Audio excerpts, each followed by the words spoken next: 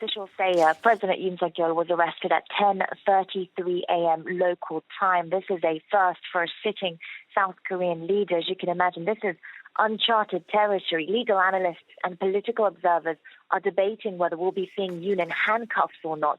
Where will he be sleeping tonight? Will he get preferential treatment? How will he be treated by authorities?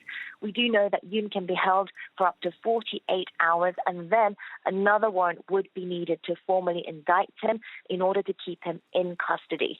This Wednesday morning, we've been seeing that footage of a motorcade with the president sat inside, driving through central Seoul, taking the country's leader in for questioning at the Corruption Investigation Office for high-ranking officials in Gwacheon, which is a satellite city just south of the capital.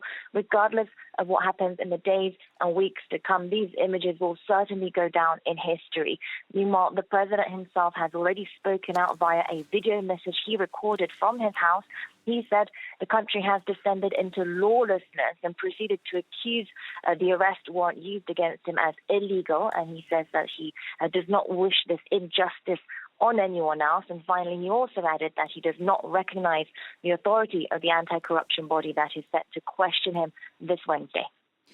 Over the past 6 weeks since that initial declaration of martial law, we've seen such vehement criticism of Yoon, but also diehard support for him. Just remind us how we've gotten to this point.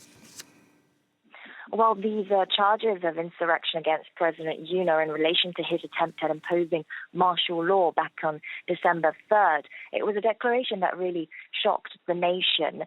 President Yoon and his supporters, though, claimed that the opposition-controlled National Assembly had been paralyzing state affairs. And because he couldn't push through any of his policies, he tried to put a military general in charge of the country.